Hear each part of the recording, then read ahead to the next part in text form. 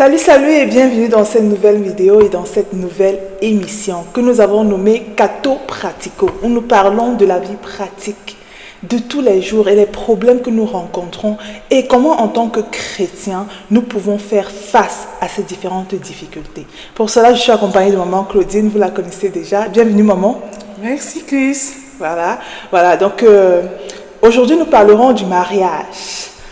Comment retrouver son âme sœur? Parce que en réalité, c'est un problème que, je me rends compte à un moment que c'est un réel problème de nos jours, où pour pouvoir trouver la bonne personne, pour pouvoir trouver son âme sœur, que ce soit du côté de la femme, que ce soit du côté de l'homme, c'est difficile, right? Et donc, qu'est-ce qui fait problème? Comment retrouver son âme sœur? Et cela à la lumière du Christ. Comment retrouver l'âme sœur que le Christ veut que nous ayons, right? Et nous allons parler de ça après le générique.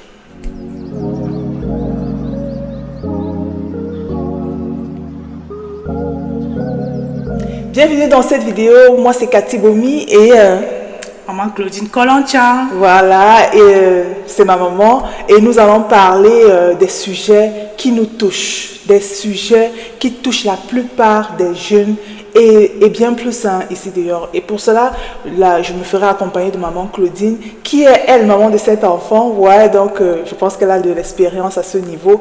Et également catéchiste depuis plus de 30 ans. Donc encore, je pense qu'elle peut nous éclairer sur certains sujets, right, à la lumière de la parole de Dieu.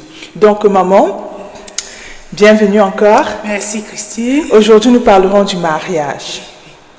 Et nous allons prendre l'aspect, parce que le mariage c'est vaste, mais nous allons d'abord prendre l'aspect de comment retrouver son âme sœur. Selon le plan de Dieu. Oui, selon le plan de Dieu, est-ce que c'est vraiment lui que le Seigneur veut que j'épouse et tout? Et on se rend compte que de nos jours, il y a beaucoup de problèmes. Donc, qu'est-ce qui fait problème d'abord? On va parler d'abord de ça. Qu'est-ce qui fait problème pour que la plupart des jeunes aujourd'hui n'arrivent plus à trouver la bonne personne? Right? Et voilà. Donc, maman, on va aller droit au but. Selon toi, qu'est-ce qui fait problème? Moi, j'ai pu recenser 4 points, selon moi. En premier, j'ai vu l'éducation. L'éducation. En quoi quoi l'éducation est un problème, en fait?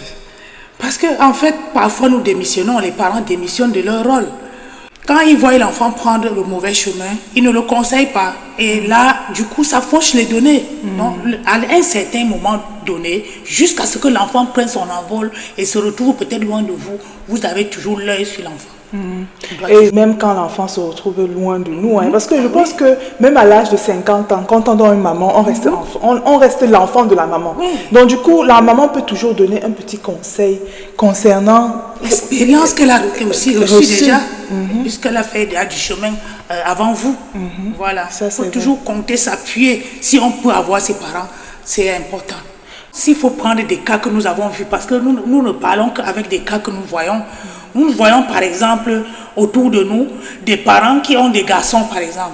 Le garçon se dit qu'il est déjà grand, il vient avec des jeunes filles à la maison, soit même qu'il a même sa chambre, il prend la jeune fille sans vouloir rencontrer même les parents de la jeune fille. Ils commencent à vivre ensemble jusqu'à faire même des enfants. Toi-même, la mère du garçon, tu ne dis rien. La mère de la jeune fille, personne ne dit rien. On les laisse avancer. À la longue, ça va aboutir à quoi? C'est pas un mariage, ça. Et après ça, toi, la maman qui a une autre jeune fille à la maison, vouloir s'engager avec un fiancé. Parfois, ça bloque parce que ton fils aussi est en train de gâcher la vie d'une jeune fille dehors et tu n'as pas parlé. Oui, effectivement, ça peut aussi créer blocage pour tes jeunes filles. Donc, ce qu'on ne voudrait pas qu'on nous fasse, ne faisons pas à l'enfant de l'autre. Oh, je vois. Donc, un garçon qui vit, par exemple, avec une fille pendant 5 ans, 6 ans, 7 ans. Toi, la mère du garçon, tu vois, tu ne dis rien. Tu ne dis rien. Mais tu veux que ta fille se marie. Donc, l'enfant qui est de l'autre côté avec ton garçon, là, c'est pas l'enfant de quelqu'un aussi. C'est aussi l'enfant de quelqu'un. Donc, what goes around, comme on dit, comes around. Parlons pour nos propres enfants si nous ne voulons pas que cela soit répliqué dans la vie de nos enfants. Like that. Yeah. Parlons de l'éducation des enfants parce que la parole même nous exige de le faire. La parole nous recommande dans le livre de Samuel, le premier livre de Samuel, chapitre 2, dans ces versets, à partir du verset 12 jusqu'au verset 36, nous voyons comment les fils d'Élie se comportaient. Lui qui était même prêtre à l'époque, ne les réprimandait pas. Et le Seigneur l'a frappé. Donc, nous aussi, de nos jours, nous devons vraiment veiller à l'éducation de nos enfants. C'est pour ça que nous avons soulevé ça au premier plan. Ça, c'était un très bon point. Le deuxième point, selon toi? Le deuxième point, c'est directement, nous chutons sur le point spirituel, parce que c'est toujours, ça incombe toujours aux parents. Si on n'a pas éduqué l'enfant à craindre Dieu, nous imputons toujours ça aux parents. Parce qu'à l'âge là, l'enfant ne pourra pas avoir peur de respecter les choses spirituelles. Comment est-ce que Dieu veut qu'il se comporte à ce moment-là? Tout commence toujours à bas âge. Et nous imputons cela toujours aux parents. Oui, dans l'éducation spirituelle. Spirituelle aussi. L'éducation spirituelle. Et le troisième point, si nous passons sur l'éducation spirituelle, nous pouvons dire qu'il y a aussi l'aspect que maintenant, si l'enfant a tous ces points-là, il est bien éduqué, il suit Dieu, il sait Dieu, et que le mariage ne vient toujours pas, il y a question de choix. Il ne doit pas vouloir que son vis-à-vis soit idéal. Il y a des critères qu'il peut, s'il a déjà 75% de bons critères, je me dis que c'est bon. Parce que le reste, toi aussi tu as des mauvais comportements qu'ensemble vous allez corriger. Je pense que tu peux m'avoir l'éducation spirituelle, tu pries Dieu, tu jeûnes, tu pries n'importe comment. Tu fais même le jeûne d'Esther, 3 jours sans manger, 3 jours sans boire. Tu fais même le jeûne de Daniel. En passant, si tu n'as pas encore vu ma vidéo sur le jeûne de Daniel, je mettrai le lien là, va regarder, ça va vraiment t'édifier. Mais à un moment donné, même si tu fais tous les jeûnes du monde et que le Seigneur te répond à ta prière en t'envoyant un homme ou une femme qui n'a pas tous les critères et toi tu commences à être piqué, tu dis non, moi je ne peux pas sortir avec un homme comme ça, moi je ne peux pas sortir avec un homme peut-être qui est ceci, qui est cela. Finalement Dieu répond à ta prière, mais c'est toi qui refuses en fait le choix de Dieu pour toi. Je pense que c'est très important aussi de pouvoir écouter la voix du Seigneur, même si ce n'est pas entièrement tout ce que nous voulons sur la personne. Oui, c'est très important, je pense aussi, maman. Tu abordes là le quatrième point. Parce que le quatrième point, selon moi, c'est d'écouter Dieu selon sa parole. Parce que pendant qu'on a des prétendants, parce que tout compte fait, on a toujours des gens qui viennent vers nous. Il n'y a pas une personne qui a dit, quel que soit ton degré de beauté, il y aura toujours quelqu'un qui va t'aimer. Donc à ce moment-là, il faut savoir écouter la voix de Dieu. Oui, je crois que c'est le dernier point. J'avoue que c'est très important, pouvoir discerner ce que le Seigneur veut vraiment pour nous. Qu'est-ce que le Seigneur veut vraiment pour nous? C'est très important. Maman, du coup, moi j'ai une autre question. Est-ce que tu penses qu'un catholique peut épouser un non-catholique? Pourquoi pas? Pourquoi pas? En fait, un non-catholique, ça dépend. Il peut être protestant, il peut être... Bon, maintenant, ça devient compliqué si c'est déjà une religion. Un non-chrétien. Un non-chrétien, là, ça devient compliqué. Parce que c'est 2 fois différent. Comment vous allez faire pour élever les enfants? C'est à ce niveau-là qu'il y a problème. Parce que pour les grandes personnes, tu peux dire que je peux quand même épouser un musulman. Il n'a qu'à continuer sa foi, je continue la mienne. Mais avec les enfants, c'est vrai que les cas comme ça existent toujours. On en a vu. Mais c'est un peu difficile pour gérer. Mais un catholique et un chrétien, et peut-être pentecôtiste, protestant, tout ça, ça entre dans le discernement. Le discernement, ici, voudrait dire que si elle a déjà vu tous les autres paramètres et que c'est la religion qui pose problème, elle doit voir ce problème selon elle, selon la lumière de la parole de Dieu. Si c'est un chrétien protestant ou bien simple, il est chrétien au moins, avant de naître être catholique, je ne crois pas qu'il y a problème. Oui. Si c'est au moins Christ que la personne loue, c'est déjà bien. Ensemble, vous allez maintenant vous diriger soit à... Je crois que quand on se marie avec le catholique, c'est le catholique qui domine. Le catholique va toujours vous donner le conseil d'éduquer les enfants selon la foi catholique. Parce que là-bas, quand même, vous avez tous les avantages, le corps du Christ et tout et tout. Maintenant, si c'est un musulman, ça commence à devenir compliqué. Ça devient compliqué parce que les deux fois, n'ont rien de commun. Et maintenant, ça sera aussi plus davantage difficile pour l'éducation des enfants. Où est-ce que les enfants vont aller et tout et tout. Mais on en trouve. Il y en a qui réussissent à soit suivre le mari, quitter l'église, aller chez le musulman. Ça, c'est parce qu'ils ont déjà choisi. Mais pour moi, je ne souhaiterais pas que mon enfant le fasse. Et que penses-tu de quelqu'un qui se marie, qui fait peut-être la dot et le mariage à la mairie? Est-ce que c'est obligé? Pour l'église, est-ce que le mariage à la mairie compte? Oui, l'église aussi considère quand même toutes ces étapes-là. Dot, mairie, c'est déjà bien. Mais on va vous conseiller de continuer parce que la bénédiction spirituelle, c'est toujours là où nous recevons toutes les grâces pour les enfants et toute la famille, la longévité du mariage. Que penses-tu en fait du mariage, de la recherche en ligne? Est-ce que tu penses que les sites de rencontres, c'est une bonne chose? C'est à la lumière du Christ, c'est une bonne chose? Je dirais que l'outil Internet est déjà là pour faciliter la tâche. Chose. Bon, de l'autre côté, il y a communication. Tout ça dépend de la communication. C'est vraiment la sincérité aussi de tout ce que vous êtes en train de vous dire. Parce que nous conseillons toujours le côté spirituel. Pourquoi? Demander le discernement à Dieu parce que il y a déjà trop de mauvaises choses dehors. Quand c'est au bout du fil, celui-là peut te donner des bonnes paroles de loin pour après être différent. Mais si vous décidez après cette rencontre-là, ça c'est encore mieux. Parce que si ce n'est que du bout du fil, il faut directement aller au mariage, je crois que c'est trop risqué. C'est vrai. Une autre question me vient comme ça à l'esprit. Il y a des gens qui disent que ils n'arrivent pas à se marier, peut-être parce que ils sont bloqués par des sorciers. Il y a des sorciers qui sont en train de bloquer leur chance, qui sont en train de bloquer leur destinée. Et tu penses que ça peut être un problème aussi pour laquelle les gens ne retrouvent pas facilement le conjoint?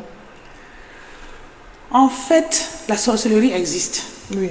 C'est pour ça que quand nous commençons toute chose, nous disons toujours que nous ne devons pas négliger le côté spirituel. Le côté spirituel que nous avons même dit au départ, c'est que après l'éducation des parents ne doivent pas négliger de toujours montrer le chemin de Dieu à leurs enfants. Que après même les parents, l'enfant aussi doit continuer. Et si nous sommes en Christ, le sorcier n'a pas de pouvoir sur nous. Ah oui. Je vais même vous conseiller de lire encore le testament spirituel. Sinon, je ne me serais pas mariée. Il y avait tellement de blocages. Et moi-même qui croyais que ça ne serait pas possible, mais je me suis retrouvée à aller normalement sans aucune interruption. Et le sorcier, tous ceux-là qui voulaient empêcher étaient là. Et le mariage, ça a eu lieu. Il faut avoir la foi. Wow. Avoir la foi. Il faut avoir la foi. Ah oui. Ça c'est vrai. En tout cas, on ne peut pas dire que le sorcier est plus fort que Jésus. Jamais. On ne pourra pas dire ça. On ne peut pas dire ça. Ça c'est vrai. Maman, du coup, j'ai une autre question aussi. Tu penses que quel est l'âge idéal pour il y a des gens qui disent que non, moi j'ai 20 ans, 21 ans, 22 ans, je suis encore trop jeune pour me marier. Quel est l'âge idéal qu'une femme, ou alors un homme aussi, peut commencer à dire que voilà, maintenant je veux me caser, je veux la femme de ma vie? Je vais vous dire, mes chers enfants, que quand votre époque-ci, vous allez dire que 20 ans c'est trop tôt. Pourtant, à notre époque, à partir de 16 ans, on regardait derrière la jeune fille, tu étais prête. Tu étais prête. Mais seulement, tu avais aussi, à mon époque, on continuait aussi encore un peu l'école. C'était déjà l'époque où on faisait l'école. Donc, à 16 ans là, tu pouvais te décider soit aller en mariage avant de continuer. Ah oui. Aujourd'hui, 16 ans. À 16 ans, j'étais en seconde déjà. Oui, j'étais en seconde. Et on me demandait déjà en mariage. Oui, j'avais des prétendants. Et voilà pourquoi, après 3 ans, 19 ans, je me suis mariée. Et j'étais bien mûre. Mais aujourd'hui, conseillerais-tu à ta fille de 19 ans de se marier? Bon, comme c'est aussi l'âge où la jeune fille est déjà bien prête, développée, si elle m'amène son fiancé, pourquoi pas? Pourquoi pas? La preuve, ma dernière fille est allée en mariage à 23 ans. Avec que ce n'est pas toi qui la pousse. Toi-même, tu la vois comment les hommes sont en train de défiler et tu te demandes si elle n'est même pas déjà en train de les suivre là-bas quelque part sans que tu ne saches. Et toi, qu'est-ce que tu as fait? C'est de la protéger. C'est pourquoi nous parlons toujours de l'éducation. C'est de la protéger parce qu'à l'âge là, qu'est-ce qui lui manque? Elle est déjà peut-être en licence. Si elle veut aller même en doctorat, elle peut être en mariage et continuer. Et pouvoir être au moins avec un seul homme pour ne pas aller par-ci par-là. C'est ça en fait le problème. C'est ça le problème. Les parents vont se dire que peut-être à 22 ans, l'enfant est encore trop jeune. Déjà, elle fait des yo. C'est ça le problème. Nous n'avons... Et elle va quitter d'homme en homme. Et puis quand elle va atteindre 30 ans, 35 ans, elle ne va plus trouver. Parce qu'à un certain moment, moi je me rends compte qu'à un moment, la femme a aussi un moment où il y a beaucoup de prétendants qui arrivent. Oui. Et, oui, il faut le dire. À partir de 20 ans là, oui. C'est-à-dire l'homme qui te désire pour le mariage, tu n'as pas à hésiter. Oui, vous pouvez commencer à vous étudier et à vous présenter même la personne à la famille. Et la famille commence à regarder. Et si ça doit prendre 2 ans, même pas 2 ans. La famille juge si c'est bon, vous vous mariez. Du coup, maman, je vais renchérir avec une autre question. Quelle est la durée que selon toi peut durer les fiançailles? Du moment où peut-être l'homme commence à draguer une femme et jusqu'au mariage, combien de temps tu penses que ça peut durer? Ma fille, la période dépend de la disponibilité des deux. Parce que parfois c'est l'homme qui n'est pas encore financièrement prêt et peut-être il vient de commencer un travail mais il a déjà les yeux sur la jeune fille. Peut-être il peut se donner le temps de toquer la porte et tout ça c'est déjà les fiançailles. Et ça peut prendre 1 an, ça peut prendre 2 ans, tout dépend d'eux. Parfois même il y a une question de distance, que l'homme est à l'étranger, la fille est ici. Vous voyez que les cas diffèrent selon les situations. J'ai une question un peu tricky. La période de fiançailles. Là, je parle vraiment de la période de fiançailles, pas copain-copine. Ok, donc du coup, les parents connaissent déjà l'homme. Bien sûr. Il y a eu même déjà toqué porte. En disant pas la dot, mais toqué porte, que les familles se connaissent. Est-ce qu'il peut avoir digi-digi? Ma fille, ce n'est pas... Vous savez que votre époque-ci est différente de la nôtre. Votre époque est différente. Si c'est selon la religion, on va vous dire de vous abstenir. Selon la parole de Dieu, ce n'est pas encore le moment. Il faut patienter. Là, ça pousse même ton fiancé à accélérer le processus. Vous voyez, mes chers enfants, je dois vous conseiller. Tant que vous vous livrez vite, le jeune homme peut même annuler encore. Il peut annuler. Combien de fois certains vont même jusqu'à la dot et ils annulent. Donc il faut se préserver. C'est ça qui donne même aussi l'envie à l'homme de te dire, de te désirer et de savoir que, hey, je suis bien tombé. Ah ça Et il va vite. Il va chercher à aller vite. Il va chercher à aller vite pour pouvoir découvrir. Je pense que j'ai plus de questions. Mais c'était une belle émission. Merci maman. De quoi? Nous parlerons de tout et de rien comme ça. Dans d'autres sessions, on pourra parler. Je pense que la prochaine fois, nous pourrons parler du mariage, même du moment où l'homme et la femme sont déjà à l'intérieur. Comment? Parce qu'il y a aussi beaucoup de problèmes. Beaucoup de gens veulent entrer dans le mariage, mais en réalité, ceux qui sont dedans veulent sortir. Donc, prochainement, nous pourrons parler du mariage, de ceux qui sont à l'intérieur. Comment, à la lumière du Christ, nous pouvons faire pour avoir un mariage heureux. Right. Donc, maman, tu as un truc à dire pour conclure? Pour conclure, je dirais que si nous sommes ici, c'est vraiment pour conseiller les jeunes. Parce qu'on se dit, avec notre expérience, si on ne fait rien, les jeunes vont continuer à commettre les mêmes erreurs. Mais nous sommes là pour les aider. Oui, notre expérience peut toujours aider. Et j'interpelle tous les parents à ne pas croire que quand l'enfant vient lui parler fort, il doit se taire. Il doit toujours reprendre sa place de parent pour donner les conseils utiles à l'enfant. Parce que sans ces conseils-là, c'est ça qui pousse l'enfant à se perdre. En passant, maman, tu parles là et j'ai une question qui me vient du coup à l'esprit. C'est à quel moment peut-on parler de sexualité à l'enfant? Quand on observe son enfant, selon que l'enfant est déjà développé et on voit ses comportements, ses agissements, on doit la faire asseoir. Et lui dire, fais attention. Parce que parfois, ils apprennent ça à l'école, mais ça ne suffit pas. Si toi, le parent, tu commences à lui parler, il va avoir peur de tes yeux. Parce que ce que le parent dit, l'enfant, s'il veut obéir à ses parents, il va écouter plus le parent que ce qu'on lui dit dehors. N'hésitons pas toujours à reprendre nos enfants et les faire asseoir gentiment et leur faire entendre certaines choses au moment opportun.